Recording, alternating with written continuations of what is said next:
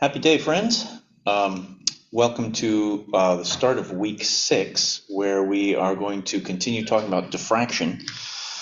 I have for this week's PLC, we have a, PLC 6, so we have a review this week.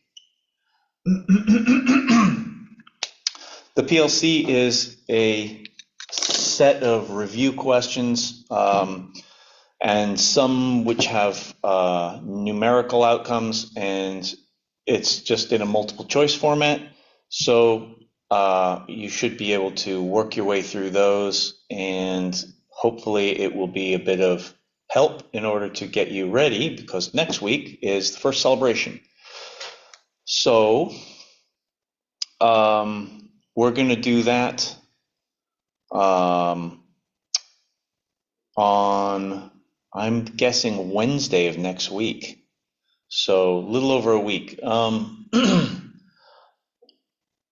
me say it'll be either Wednesday or Thursday. Haven't quite figured it out yet, but it's one of those, and we'll see how we get through stuff today and tomorrow, and then we'll make a decision about that. But right now it's scheduled for Wednesday of next week, and it will be delivered basically like one of the quizzes. So you'll have the day, you'll pick a time. Once you start, sit down, complete the whole thing, and turn it in, be done, go from there. We will not have class the day of the celebration, so that will be a skip, and there won't be a class video that day. All right, so just to let you know. Alrighty, so we've got a PLC 6, which is hopefully getting you ready for that. So celebration 1 is next week. So far, it's going to be next Wednesday. So I'll put that here. The homework is due. Homework 3 is up and posted and is due that same day.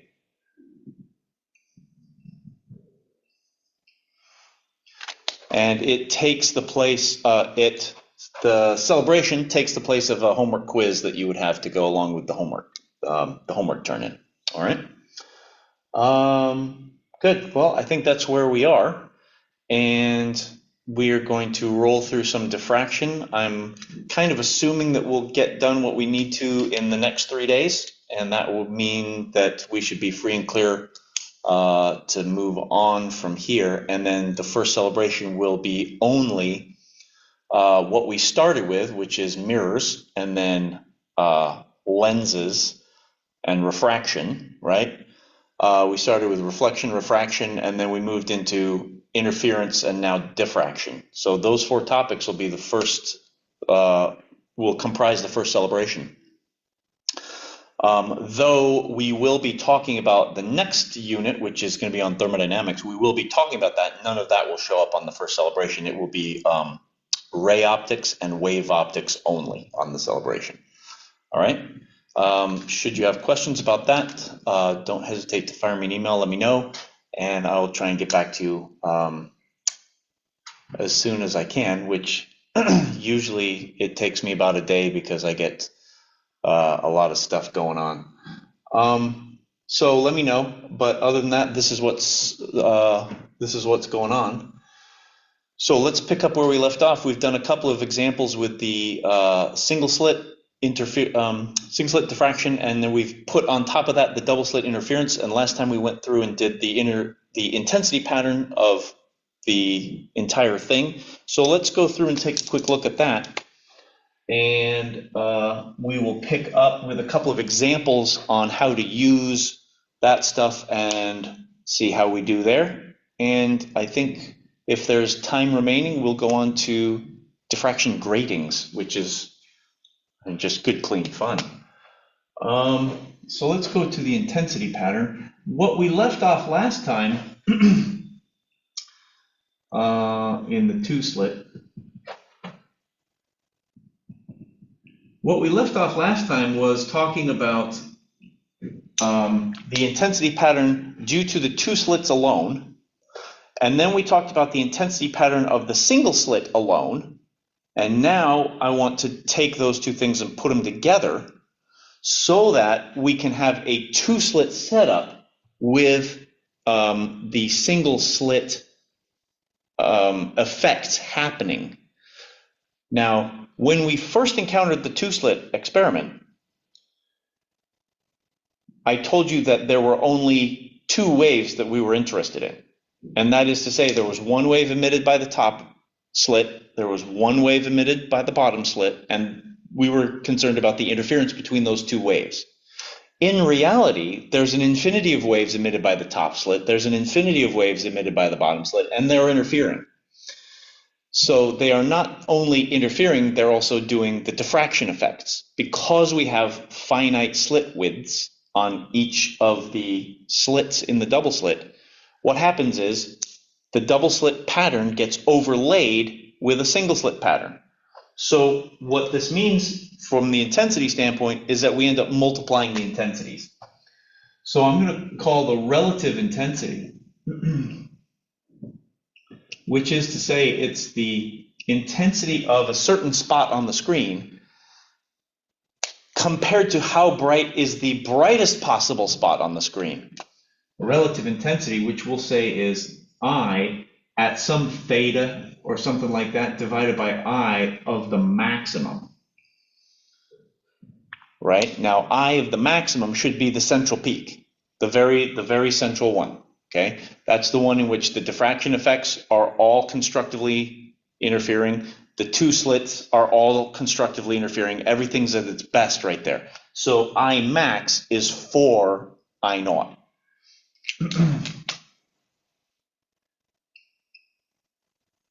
Where we've defined I naught to be the intensity coming out of one of the slits.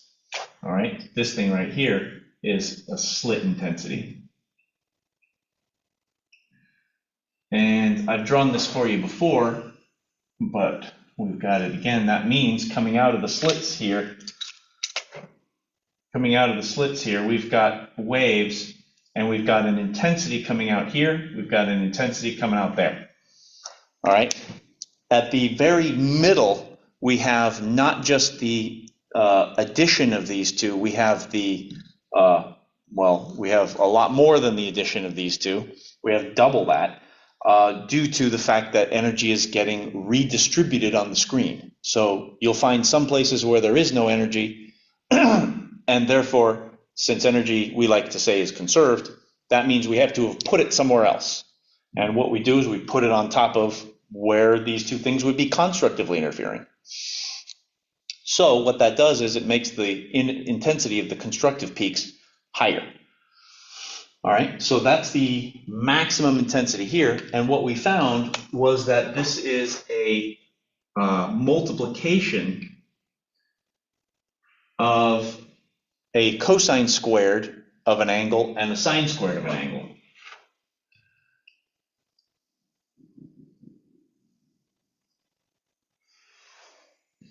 All right. So if we find that we have both interference from two slit and diffraction from single slit in one experiment, we're multiplying the intensities together, and these angles turn out to be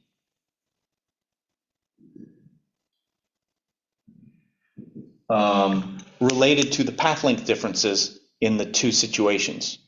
All right, so our beta turns into that, and our alpha is basically the same thing, except with the slit width, like so.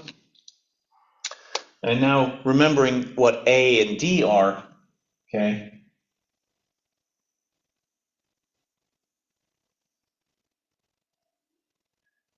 the slit separation is the distance between the two centers of the slits, or if you like, it's between the upper edge of this one and the upper edge of this one, or the lower edge and the lower edge, whatever you like, but it's that center to center distance. And then the distance of the slit itself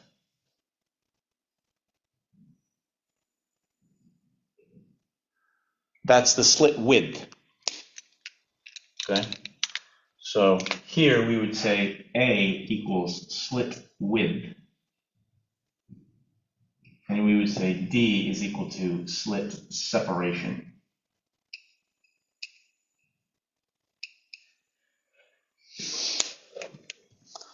Now, the alpha and beta angles are just radian angles, which tell us what the relative phases of the waves are going to be when they are interfering with one another. All right. So these are the relative intensity. These are the relative intensity expressions, and these are our angles. So let's take a look and try to figure out what we can when we're thinking about the overlaying of the two patterns, which is ultimately what we end up seeing, and hopefully what you saw in your lab experiment over the weekend. Hopefully what you were looking at was a diffraction pattern where there were missing interference fringes, right? We have a central maximum, but it would be divided up into little teeth. And those teeth are the interference minimum and maxima, whereas the whole overall, I usually use the word envelope. The envelope is the diffraction pattern due to single slits. Okay. All right. Well, let's take a look at a couple of examples and see if we can't put this to work in a way that hopefully makes a little bit of sense, so that we get some use in the operation of the thing. All right, so let's do this.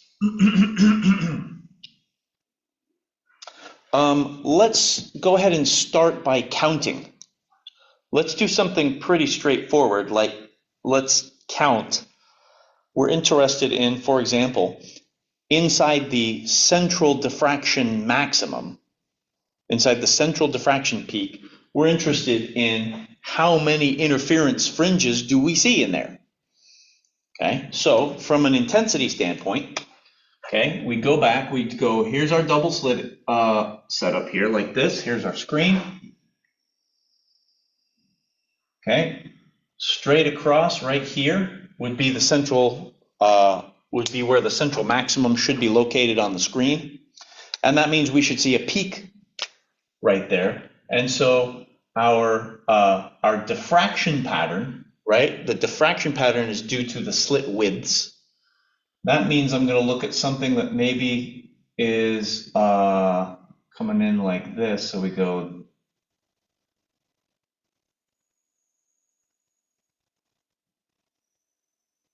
I should make this a little bit bigger, like so. All right.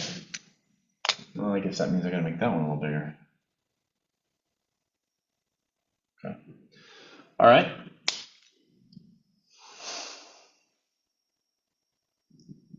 This is the single slit intensity pattern. Okay. We've got double slit here. So I want to address a couple of things first. Number one is, if this is the single slit pattern and we've got two slits, where's the other single slit pattern? Right? This could be the single slit pattern for, say, the top one. Where's the lower one's single slit pattern? Fair question. Thanks for asking. These two slits are so close together, we're going to say it's right on top of it. Okay? For all intents and purposes. So it might not actually be, but you could imagine that this thing here should actually be centered on one of the slits, right? And I should get another one of these things centered on this slit here. But these two slits are so close together that those two patterns are basically right on top of one another. Okay? So what we do is for small slit separations, we're going to say these two patterns are completely coincident. Now, that's for the single slit. Now, for the double slit, we would expect a set of bright and dark fringes. And one question we might have is, well, how many are there? How many do we expect to see within a particular, for a setup, within a particular central maximum? That is to say, Let's label this one. This one here is our single slit pattern, and it's really two of them that have been overlaid. And now the double slit pattern is going to kind of fit within this. And since they both have a maximum here, we're going to say we've got this, and then we've got another one, and then we've got a maximum, and then a maximum, maximum, maximum. Oops, that would be gone. Then we go here, here. 1, 2, 3, like so. And then we do the same thing on the other side. I hope I can get the number right.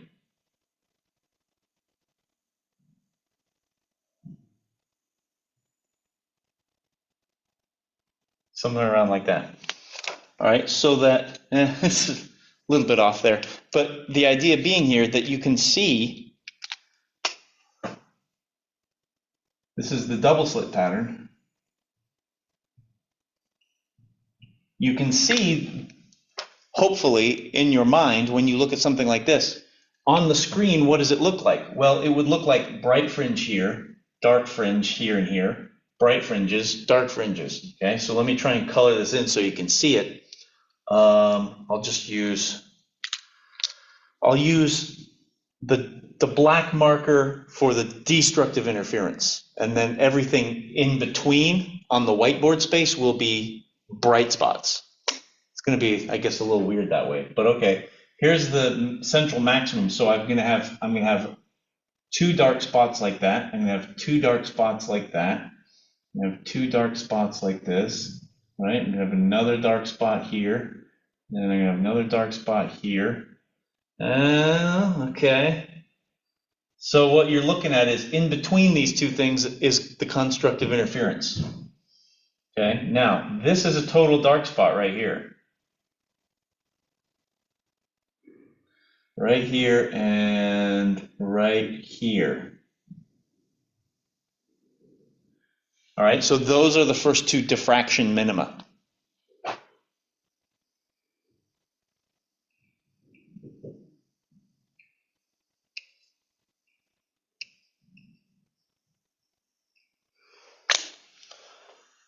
Do this.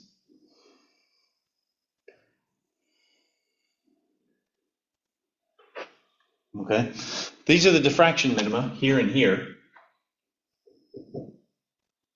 And all of these ones in between are interference minima.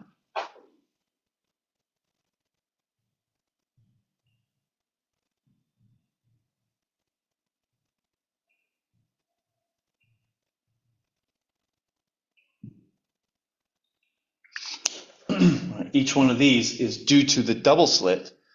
These bigger ones are due to the single slit. Notice that the way I drew it, a peak would be formed due to the double slit pattern right where there's a diffraction minimum, which means the minimum wins and there's a dark spot there, but there would have been a bright spot, right, due to the double slit interference pattern. All right. Now in the next set of single slit maxima, we get a dark spot here, here, here, here, and then we get another big one there. 1, 2, 3, 4, and I'm off the screen up there. So we get another. That would be our secondary diffraction minimum right here. All right. So this is what the pattern looks like. Kind of hard to visualize, but nonetheless, imagine that there's light in between these, and these are our minima, lights in between these. So one question we might have is, well, how many minima or maxima should we expect in a given range? Okay, so let's just start easy and go from the central maximum. Let's start with how many peaks do I expect to see within the central maximum of the diffraction envelope here? Right? That is to say, if I said, all right, so between here and here, how many interference peaks should I see within this thing? Can we find out? Sure. How many interference peaks are there? Let's suppose we're looking at bright fringes.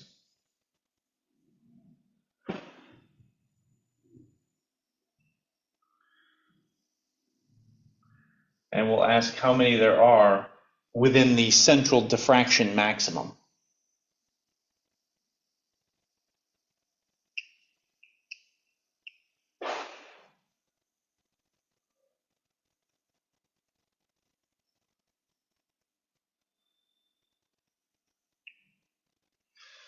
Okay.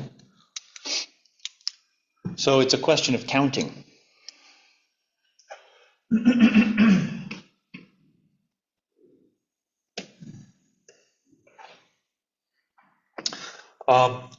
All right, let's take a look. Let's use the peak locators. We have peak locators, and that's for interference. If I'm interested in bright fringes, which according to this question, I am. So for interference, brights are located where? Brights are going to be located at d sine theta equal to m lambda. This lambda, lambda is the wavelength. This m is the kind of counter. This is our integer counting index here, okay? So this would tell us, oh, I'm at a particular angle. That means I'm going to be at peak number 2 or 3 or 4, right, based on the angle. All right, now if I think about diffraction, I'm going to have a minimum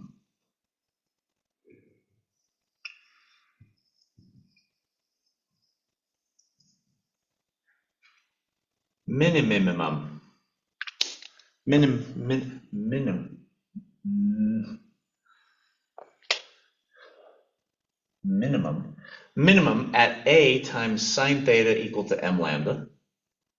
Remember, these look the same, d to a, but everything else is the same, and they mean different things, okay? So because we are going to be dealing with both of these at once, I want to label the m values. The m values, I'm going to label this with an I for interference, and I'm going to label this one with a D for diffraction, which is useful because it also means destruction or dark, and that means we're looking at the minima. All right, so what's happening is I'm going to say from the middle, right, which would be this axis here, I'm going to go up to that first diffraction minimum up there, right, like that, and I'm going to say, okay, that's a particular angle. I want to know how many bright fringes I'm going to find in that angle, and then what I'm going to do is say, well, I'm going to find that many down here as well, okay? So for that particular angle, these two sine thetas are going to be the same number because I'm examining the exact same point on the screen regardless of the pattern I'm looking at, okay? So at that point, I'm trying to say this is the end of the central diffraction maximum, so it's defined by the first minimum. Therefore, my m sub d here should be 1, okay? In answering this, I'm going to set md equal to 1, and I'm going to try and solve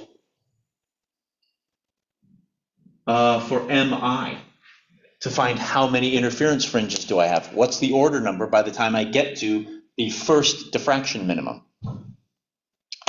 All right, since sine theta should equal sine theta, you have two options. Either you can set them equal to each other, or you can just divide these two equations, which works out fine. Either way, you're going to get d divided by a, and you're going to get that equal to the interference number divided by the diffraction number. But remember, this diffraction number is 1. So really, this just works out to be the interference number. This is the interference bright fringe number. So this is a really useful, simple result. That is, if I take the slit separation and I divide by the slit width, I'll know how many interference fringes exist between the central and the first minimum, first diffraction minimum, okay? So for example, if I have a situation where I have a slit separation of, say, 0.5 millimeters. Okay, let's just do this. Suppose D is 0.5 millimeters, and let's make A equal to 0.08 millimeters. Okay, like this. Now you can see that that's not going to be an integer value when you divide those two, right? It's not going to be that. So what is it going to be? Well, it's like dividing 50 by 8, right? But we know 48 would divide by 8, but 50 doesn't. When I do this, then I'm going to get an MI of 6.25, right? Because I'll have a quarter left over of the 8 because I went up 2. So I'm going to get 6.25, all right? But we look at this and go, what does it mean? Interference number is 6.25. There is no 6.25 peak here. There's a 6, and then there's a 7, but there's no 6.25. I mean, heck, there's even a 6.5 if you think about it. The interference dark fringe would happen at 6.5, right? Okay, so in that case, what would I expect to see? Now, this is a counting scheme and is not intended to be difficult. So here's how it works. This number, 6.25, okay, this number would be the number of the fringe where the dark spot is exactly corresponding due to the diffraction. That means that the interference fringe number 6 should be right before it, and we should be able to see that, because by the time it gets past that, that's when the dark fringe happens. So number 6 should be visible. I should be able to count 1, 2, 3, 4, 5, 6. It's not quite going to work on my diagram here. I don't think I made that many. 1, 2, 3, 4, 5. 6 was actually killed off in this one. So for this calculation, I would see 6 bright fringes on each side. All right, 1, 2, 3, 4, 5, 6. Plus the 0 maximum right in the middle, the central maximum, right? I would get 6 on this side, 6 on this side, plus 1 more in the middle. So I would get a grand total. I should see 13 interference fringes in the central maximum of the diffraction pattern. All right, what this means is 6 bright fringes on each side.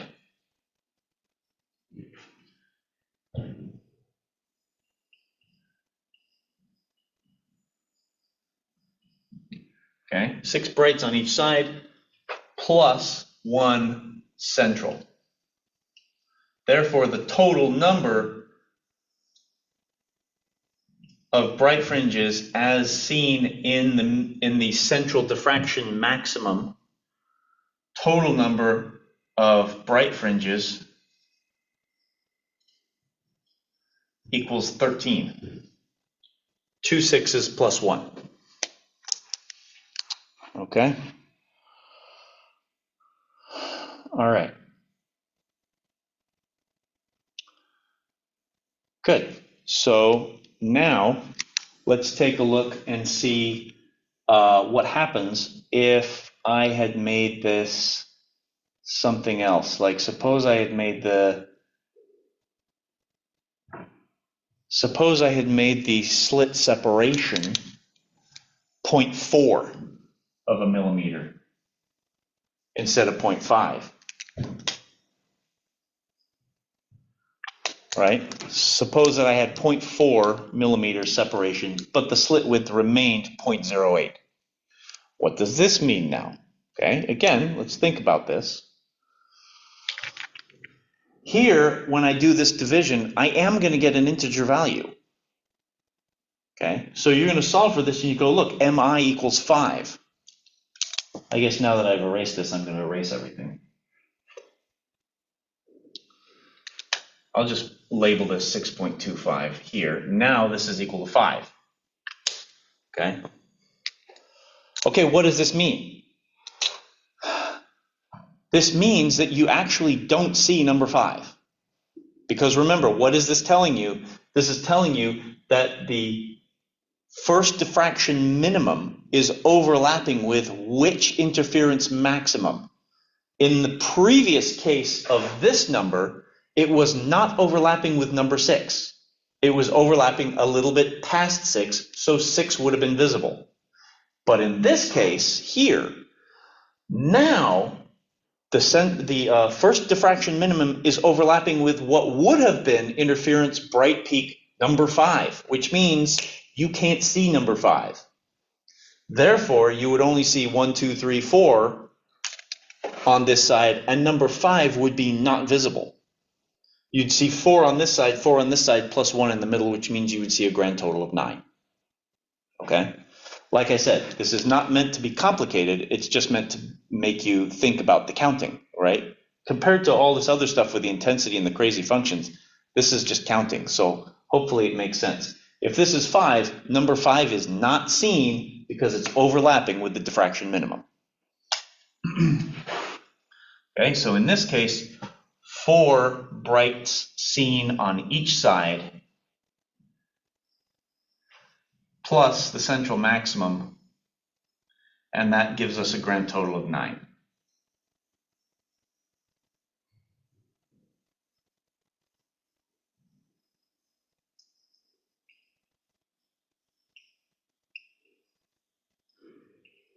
Okay, let's see here. I'm getting kind of down there. Can you still see all of that? Okay, good. 9 total. All right. Okay, good. Hopefully that's making sense. Let's do something a little bit more in depth now. All right.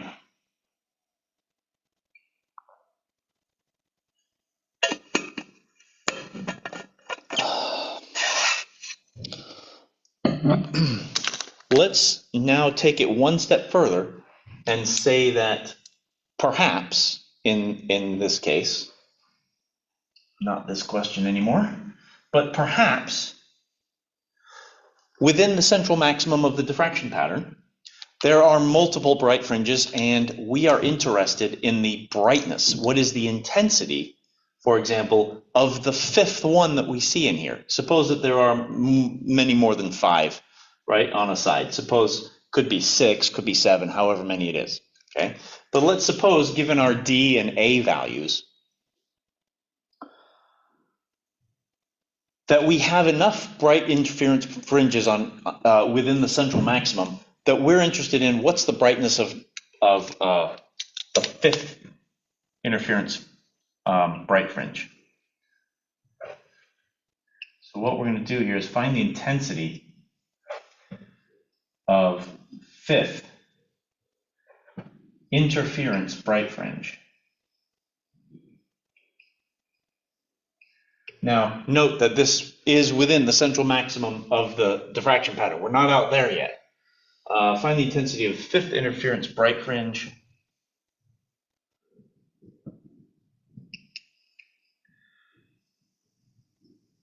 Within central diffraction maximum. All right.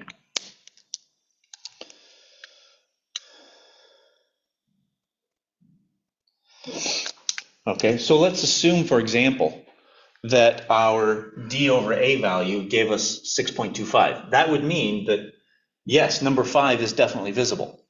So the question is, all right, well, what would the intensity of that one look like? Well, let's try to see if we can calculate that. We're going to get rid of all this.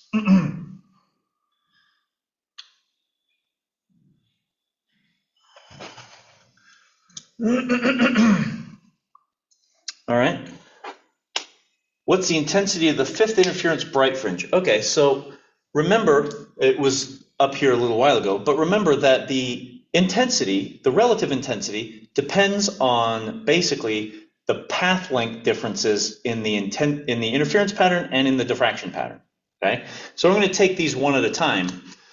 and see if I can figure out. Now, remember, when I'm thinking about the relative intensity pattern, I'm thinking about that cosine squared of that beta angle, and I'm thinking about sine alpha over alpha, that thing squared. So I know what the function looks like. Okay, I know what the intensity function looks like. We know what it looks mathematically. We also know physically what it looks like. All right. The work comes in assessing the angles. Okay, and then remembering to have your calculator in radians. All right, so the work is going to come in assessing the angles. What we want, I'm just going to say this is the relative intensity, Ri. Cosine squared beta, sine alpha over alpha squared. And I want beta, I need this. It's pi times d divided by lambda sine theta. Okay, so I need to assess this. I need to assess this angle. What's the argument here? Well, we would know d, we would know lambda, we need the sine of the angle.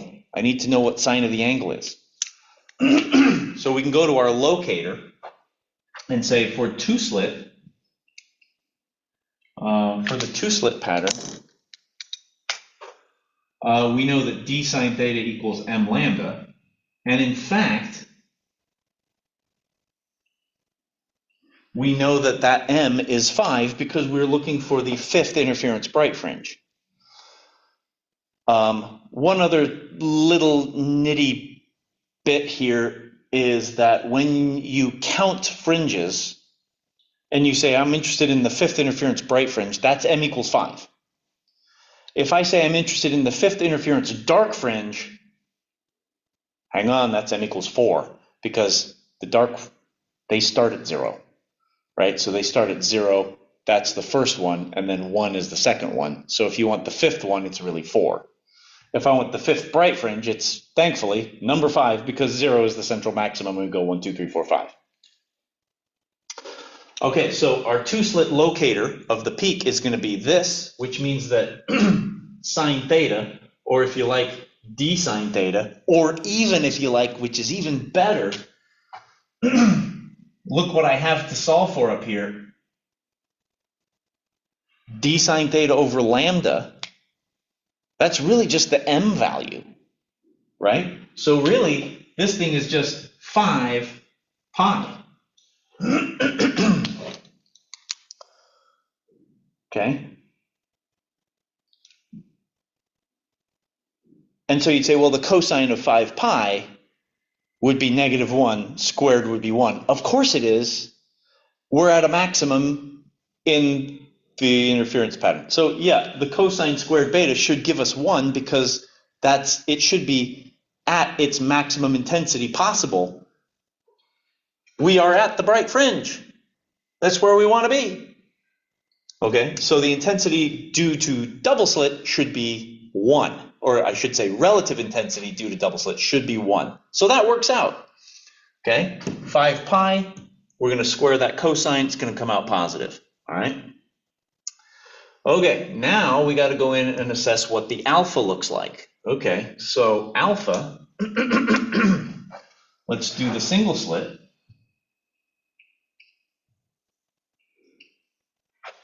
Where we would say a times sine theta is equal to m lambda for destruction, right? For destruction. But we're not even at that point yet, right? We're not there yet.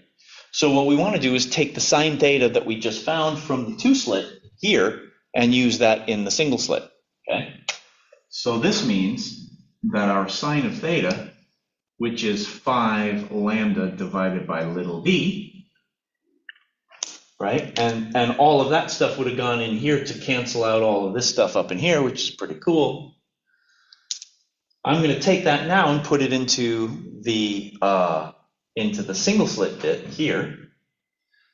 Well, actually, I'm not. I'm going to put it into alpha, which is equal to pi a divided by lambda times sine theta. There we go. I'm going to put it into the intensity pattern. I don't know why I wrote that up there. Bit of a sidebar. Anyways, I meant this one. So this one here is the intensity determiner. I know the sine of theta now. That can go straight into here. And that means I'm going to get, again, a lambda's going to be going away. And I'm going to get 5 pi times A divided by D.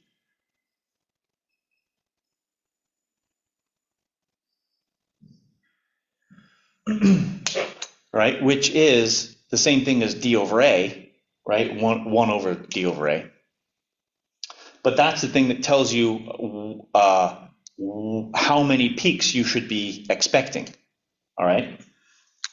Since I told you that we were going to do this for the 6.25 case, that number is basically 1 over 6.25, okay? Remember now, if D over A was 6.25, which is what we calculated in the first case with the D over A, that would leave us room to see the fifth bright interference fringe. That means I'm going to do 5 divided by 6.25 pi's. Now alpha is 5 over 6.25 pi.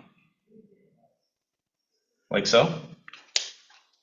And that means I'm going to get a sine of that number, which is going to be less than, right? This is not a pi, which would have killed the sine off completely, right? But it's a number that's less than pi, which is going to leave room for the sine to be there, okay? We're going to do sine of that number divided by that number, and then we're going to square it. Remember, we're going to be in radians, and that's going to be basically the determiner of what the intensity is at that point on the screen. Why?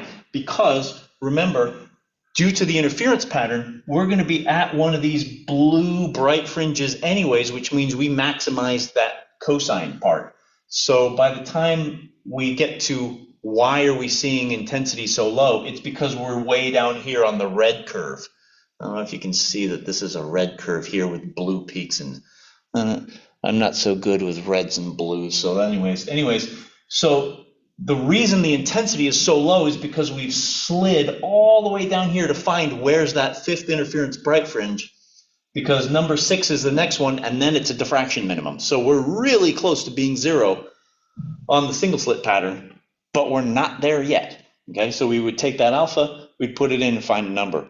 I don't know if I actually went ahead and calculated this for you or not.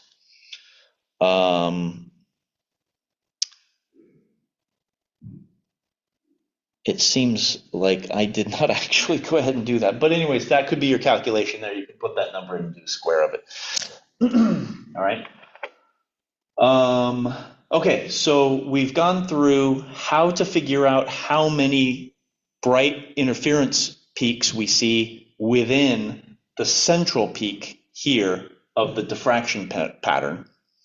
We've gone through what happens when I pick one of these interference fringes, one of these bright interference fringes, and we say, what's the intensity of that fringe? And we slid all the way down the diffraction central maximum here and said, oh, it's really low. Okay, so 5/6 pi of a sine, that's, if you take the sine of that, it's going to be pretty close to 0, but it'll be something. It'll be close, but it won't be 0. So how about the next question here, which is how many interference bright fringes do we see in the secondary peaks of the diffraction pattern? All right, how many of these interference brights should we be seeing in the secondary pattern? Let's see if we can examine that.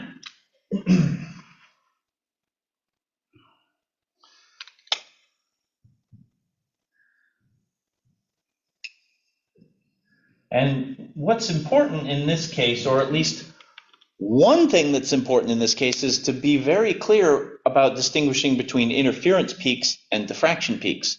And though I don't really like the fact that we call them different words, it does help when you want to talk about the two different patterns, because that's one way to keep them separate from one another. How many bright interference peaks are in the second diffraction maximum?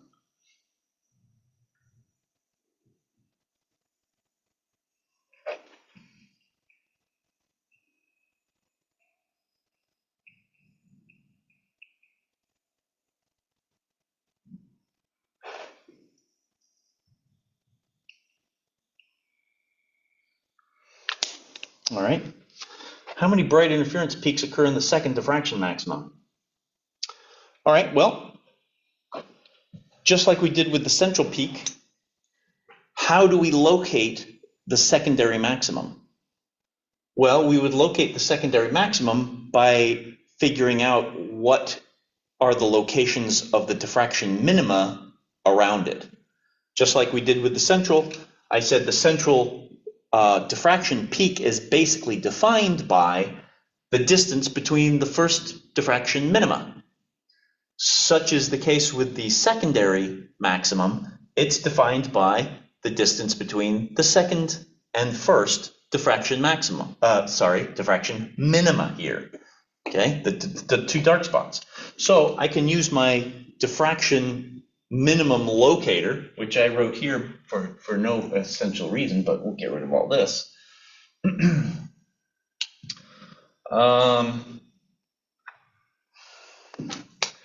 Right, we'll be able to say A times sine theta is equal to m lambda. And I'm going to say we're going to go between m equals 1 and m equals 2, which means that sine of theta is equal to lambda over A to sine of theta equaling 2 lambda over A. All right, so basically it's double the sine value. All right. That's the angular distance, shall we say, between which the secondary diffraction maximum lies. All right. So if I go up here and I'm going to retain that 6.25 d over a for this problem. So we're going to still say d over a equals 6.25. Then I'm going to say, all right, at that sine value, what number peak are we at? Well, we already know that when the first diffraction minimum hits, we should be at number 6.25. Okay, so what number are we at when we go to twice that sine angle? Right? In other words, if I think about going to this, d over a is 6.25 at the first one. What's it going to be down here at this one?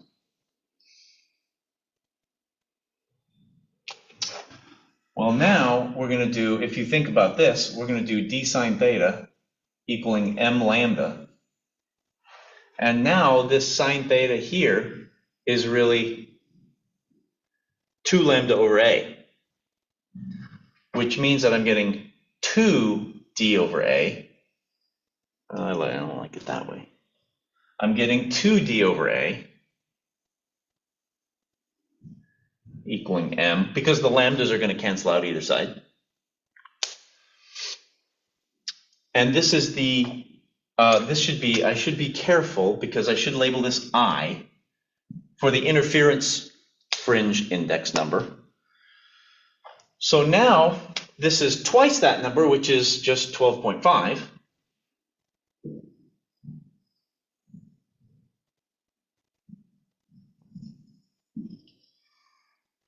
And what that tells me is that there's a dark fringe that's lying on top of a dark fringe. So the interference dark fringe and the diffraction second dark fringe are lying on top of each other. All right, so the question of how many bright interference peaks occur within the second diffraction maximum? Well, note, number 6 falls within the first central peak here, which means the first one I see in the secondary maximum must be number 7. Okay, so I'm going to make a note that I start here at number 7, and ultimately I'm going to get to an overlapping of 2 dark fringes, which means that I see the interference bright fringe that's just before that, which is number 12, which should happen there. Okay, and then you scoot down a little bit and it goes to 12.5, and then number 13 is in the third diffraction maximum. Okay, so the answer to this question is between 7 and 12. I should be able to see number 7, 8, 9, 10, 11, and 12. That's 6.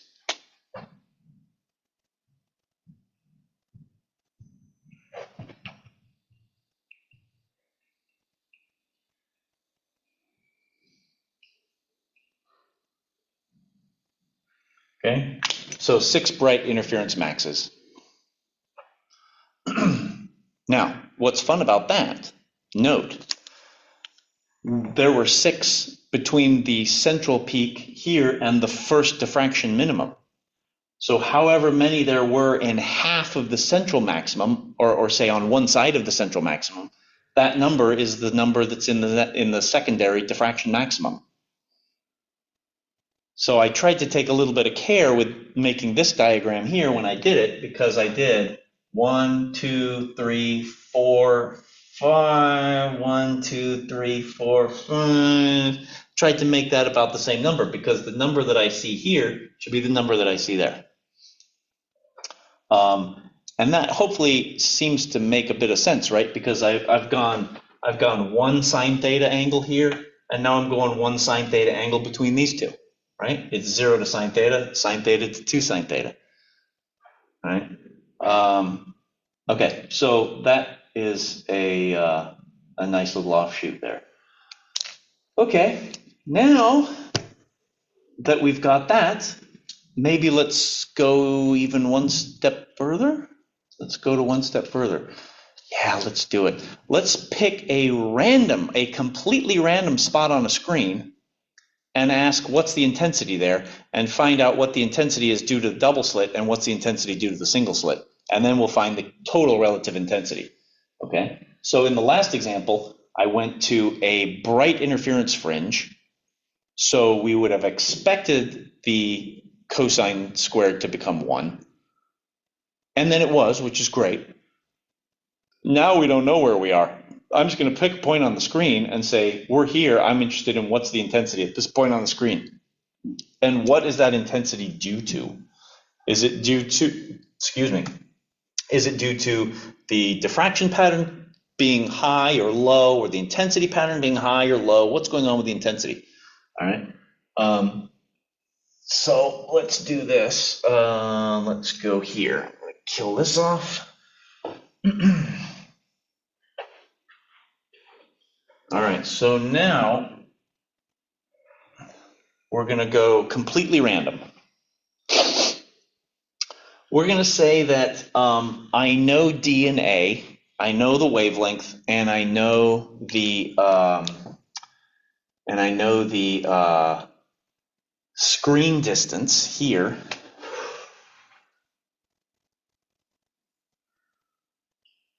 Okay, I know the screen distance. I know D. I know A.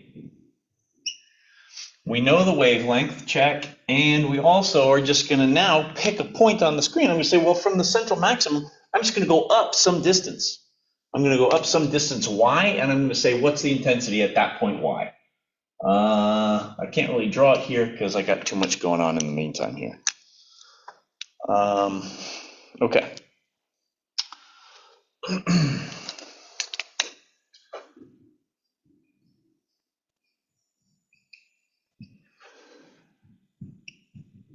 So we'll say that we're at a point on the screen, which is, as usual, some distance y from the central maximum, the brightest possible place.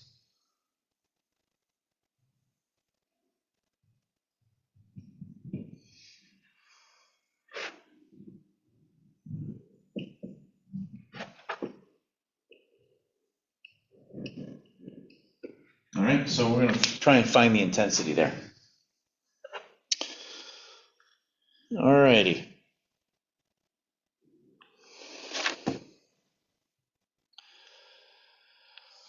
So let's pop in a few numbers here, because we're going to need these numbers in order to kind of move forwards. I'm going to take a look at the relative intensity. And once again, I'm going to need to assess. I know that I've got a cosine squared for the interference pattern. I got the sine alpha over alpha squared for the diffraction pattern.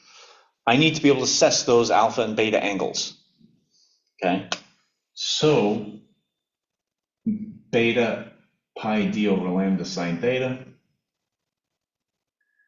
And in this case, we're going to see, is sine theta going to be a small angle? Is that going to be approximately a small angle?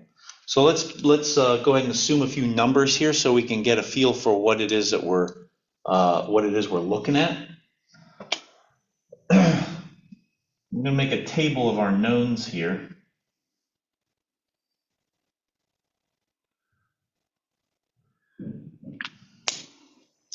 All right.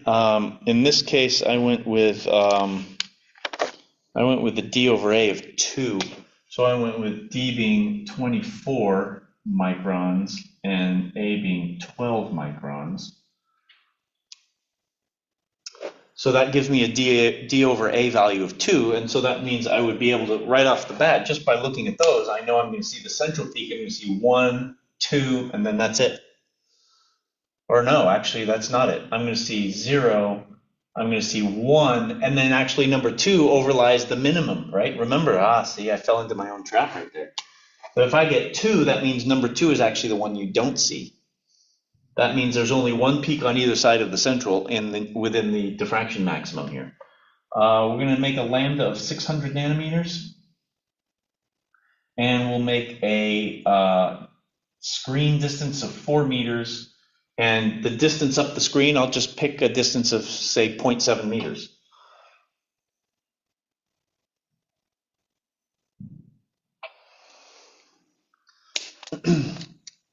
All right.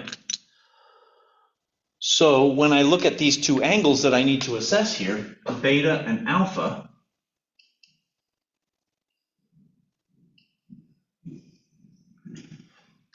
they're fairly straightforward in the sense that d and lambda and a and lambda, we know all of that stuff. Okay, that's fine. It's all within the first few here. But now the sine theta, I need to assess the sine theta, and that's where these are going to come in. Okay, so let's take a look at 0.7 divided by 4. Now, is that a number that's much less than 1? Remember that the small angle approximation is valid for angles which are much, much less than 1. Well, I'm taking 0.7, which is already less than 1, and I'm dividing it into 0.7 and dividing it into 4. I think maybe I said 0.4 over 7. Sorry, I didn't mean that. I meant 0.7 over 4.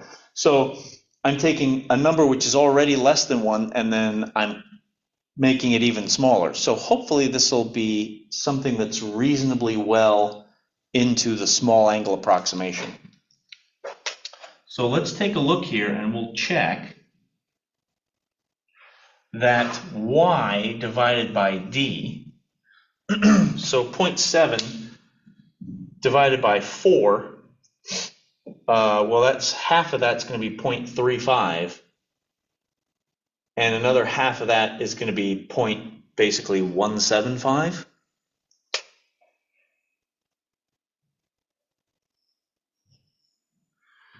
Okay, check y over d is much, much less than 1. And it's 10 times approximately, 5 times maybe approximately, less than 1. So I would say that that fits pretty well into our scheme of small angles. And that should mean that if I take the tangent of that it should be about equal to 0.175. And then after that, if I take the sine of that, 0.175, it should still be about equal to 0.175. All right, so here's a fun thing. Let's just go ahead and check that real quick. So let's do the sine. Oh, I got to do it in radians though. Can I do it in radians? Oh, phone. Oh, there we go, radians. Okay, so we're going to go sine of 0.175. And lo and behold, it's 0.174. Now I'm going to do the tangent of 0.175, and it's 0.1768, so 0.177. So we're talking about making errors in the thousandths place. I'm comfortable with that. I think we'll be fine. All right, so we will say, therefore, that this y over d is approximately sine theta is approximately tangent theta, which is approximately theta. All right, and we'll just say that that's y over d. So I'm going to take the y over d value and I'm going to use it right in here. And right in here. We can calculate these angles, pi times d over lambda, which would be 24. If we do this in a reasonable way, we'll be able to get goodish numbers out here, because 600 nanometers is the same as 0.6 microns, 0.6 microns. So that would mean I would get 24 microns divided by 0.6 microns, and then I'm going to have to multiply that by 0.175. Oops, 0.175, squeeze-a-roni, right in here, right? And I would do the same thing here with the pi a. I'm going to get pi times 12 microns divided by 0.6 microns, and then I'm going to multiply that by 0.175. And that should be my alpha number. All right. Okay.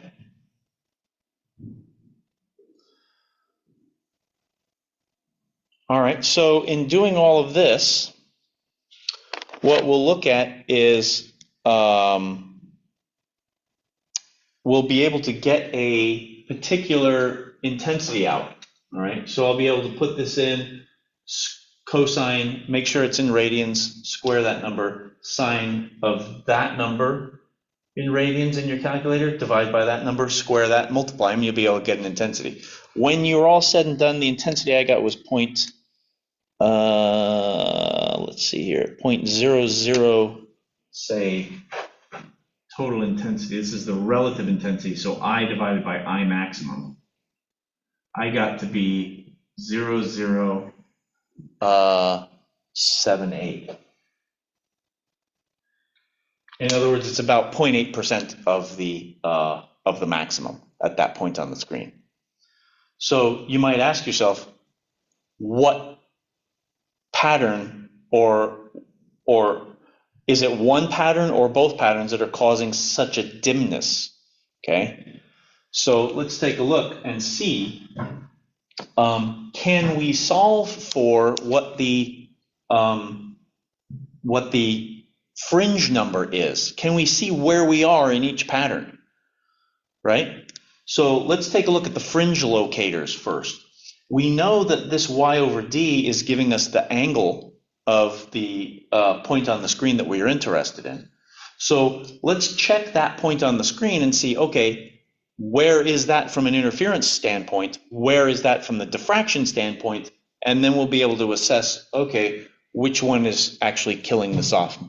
Or is it both of them that's doing it? All right. Now, let's solve for the initial, let's solve for the interference fringe number first, because I always do that for some reason, which is to say that I'm going to do d times y over d is equal to m lambda. Okay, now I'm going to use the interference number for this thing here. I'm going to swing the lambda underneath, and I'm going to solve for what this m value is. Okay.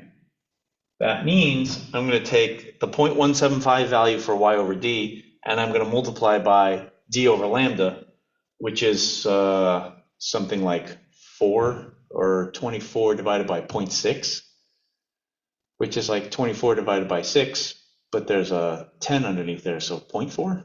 Anyways, let's see, what did I get here? D over lambda times y over d. All right, so let's do this.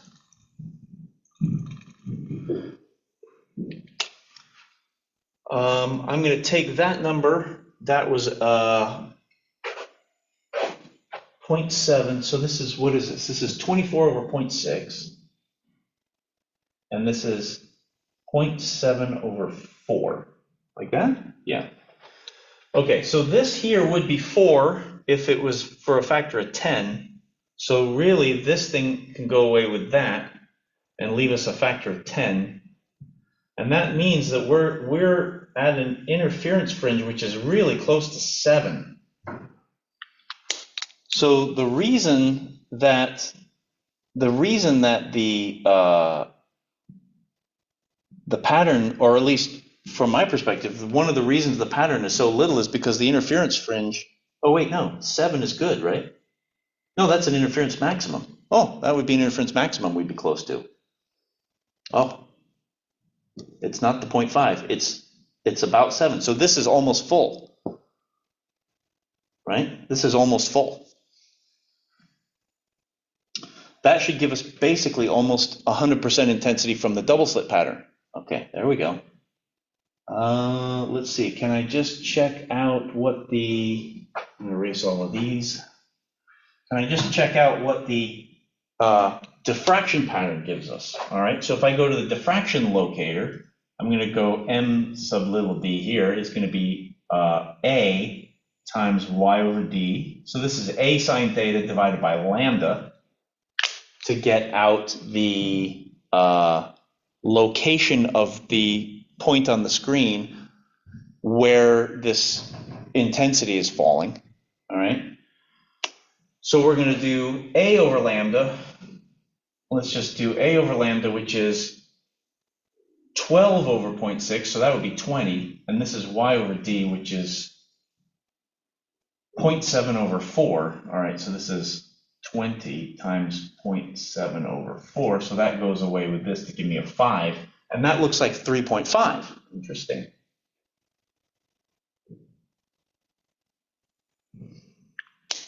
Okay. So this is actually kind of an interesting conundrum. Because remember that when we were looking at the interference fringes, if we came up with an integer, then we're really close to a bright peak. And we did, so we are. Now, in the case of the diffraction pattern, if we come up with an integer, we're really near a dark spot. But we came up with an integer plus a half, which means we're actually on the bright peak. So we're actually on the middle of two, we're right on smack dab on 2 bright peaks here. How is our intensity so little if this is supposed to be maximized and this is supposed to be maximized, right? Because 1 would be a diffraction minimum, 2 would be a diffraction minimum, 3 is a diffraction minimum, 3.5, that's between 3 and 4. That's at a diffraction maximum. So we should be at 2 peaks here, yet the intensity is like tiny. Let's check this out. Let's try and find out what we would expect if we looked at the single slit pattern. Let's try and figure out what we would expect the intensity of the, this would be first diffraction peak. I called it secondary, so this is like the central maximum, first, second, third. Let's try and find out what the diffraction maximum intensity is at the third peak, right? This would be 1, 2, 3. All right, let's try and check that out. So if we're at a diffraction peak, this is a diffraction maximum.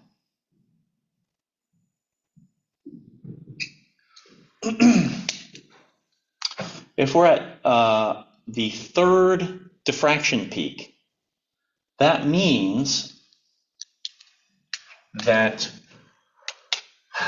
let's see, A times sine theta equals 3.5 lambda. All right, so let's try and calculate. Let's just see what angles we should be between here. If I'm looking at 3.5, then sine theta is 3.5 lambda over A. And that means that, what does that mean? That means that lambda over A, Oh, I've lost my train of thought here. That means if I think about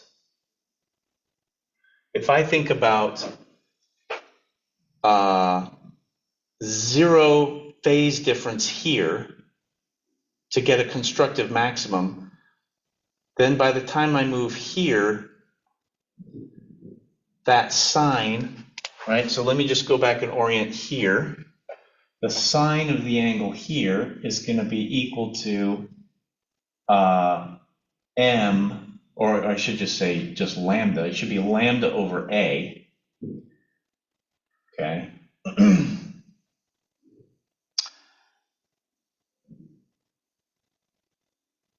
And that means that when I go to here, this is 2 lambda over a. And then when I go to the next one, it's 3 lambda over a. And when I go to the next one, it's 4 lambda over a. All right. So what I'm really, what we're doing here is we're between 3 and 4 lambda over a. So this is peak number 1, 2, 3. Okay, that's good. Now let's try and figure out what's the intensity of that peak. All right, let's find the intensity of that peak. Let's do that up here.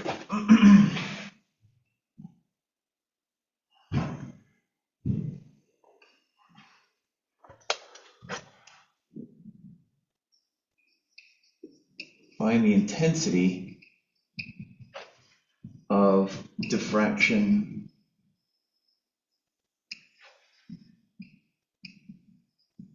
peak number 3.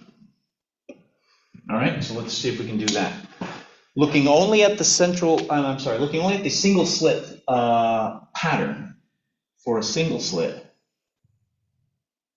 the relative intensity is just the sine of alpha divided by alpha squared, and that means I need to assess alpha as being pi a over lambda times sine theta. Okay, so sine theta here is 3.5 lambda over a, which means I'm going to end up with 3.5 pi's. Which looks like a really good thing in the sense of the sine, right? Because I'm going to get sine of 3.5 pi. Right? When I do the upper part of this fraction here, sine of 3.5 pi should be, well, that's like saying 7 halves of a pi, right? That's equal to the sine of 7 pi over 2. So what we're doing is we're going 0, pi over 2, 3 pi over 2, 5 pi over 2, 7 pi over 2. So this should be minus 1.